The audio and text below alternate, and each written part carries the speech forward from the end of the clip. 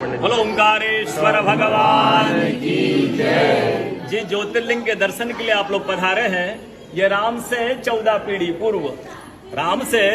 पीढ़ी पूर्व मांधाता राजा हुए हैं। शिव पुराण में उल्लेख है जिन्होंने मां से नहीं पिता से जन्म लिया था। उनकी तपस्या से ये शिवलिंग प्रकट में स्थापित लिंग नहीं है। जिस प्रकार आरती करते हम प्रण अक्षर के मध्य ओम अक्षर के मध्य यह तीनों एका जय शिव ओंकारा। एक ही शिवलिंग में ब्रह्मा विष्णु महेश निराकार धरती से प्रकट हुए हैं। इसलिए अखंड दीप जो जल रहा प्राचीन समय से, एक ही दीपक में 3 बातियां लगातार जल रही है ब्रह्मा विष्णु महेश की। इस पहाड़ी के ऊपर 7 किलोमीटर का परिक्रमा मार्ग है, वो भी ओम आकृति में है। जो पर्वत पे हम प्रभु के दर्शनों के लिए खड़े हैं, ये पर्वत स्वयं शिवलिंग की आकृति में है। चारों तरफ नर्मदा मैया जलहरी बनकर बह रही है। पूरे 12 ज्योतिर्लिंग में शयन आरती होती है, लेकिन बाबा का विश्राम ओंकारेश्वर ज्योतिर्लिंग में है। तो उनके शयन के लिए झूला पलना चौपड़ पास से बिछाए जाते हैं। बाबा यहाँ विश्राम करके 3 बजे रात उठ करके महाकालेश्वर जाएंगे, वहां स्नान करेंगे।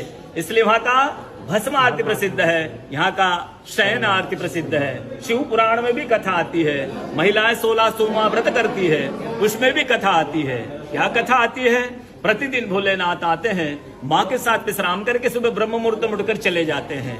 एक दिन जब भोले बाबा माँ के साथ पधारते हैं तो माँ पुजारी से पूछती, पुजारी हमें विश्राम के लिए जा रहे हैं, ये चौपड़ पासे में किन की जीत होगी? पुजारी बोलते कि आज ये भोले बाबा जीतेंगे। ऐसा बोलकर पुजारी घर चले जाते हैं।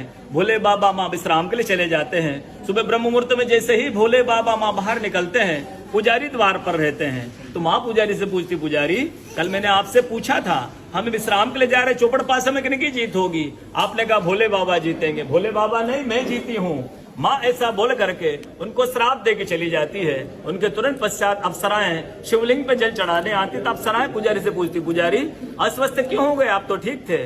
फिर पुजारी बताते हैं प्रतिदिन भोले बाबा माँ के साथ विश्राम करके चले जाते थे। कल भोले बाबा माँ के साथ पधारे, माँ ने मुझसे पूछ लिया, पुजारी हम विश्राम के लिए जा रहे, चौपड़ पासे में किनकी जीत होगी? मैंने कहा भोले बाबा जीतेंगे। भोले बाबा नहीं, माँ जीत गई, माँ मुझे श्राप दे के चली गई। अप्सरा बोलती, चिंता ना करो, हम अंदर जाकर शिवलिंग की पूजा करके आते, फिर इसका उपाय बताएंगे। अप्सराएं अंदर जाकर के शिवलिंग की पूजा करके बाहर आकर बोलती, पुजारी आप 16 सोमवार व्रत कीजिएगा, व्रत करते स्वस्थ हो जाएंगे, व्रत करते ठीक हो जाएंगे। ये वो कथा का दर्शन ओंकारेश्वर ज्योतिर्लिंग में प्रतिदिन होता है। बोलो ओंकारेश्वर भगवान की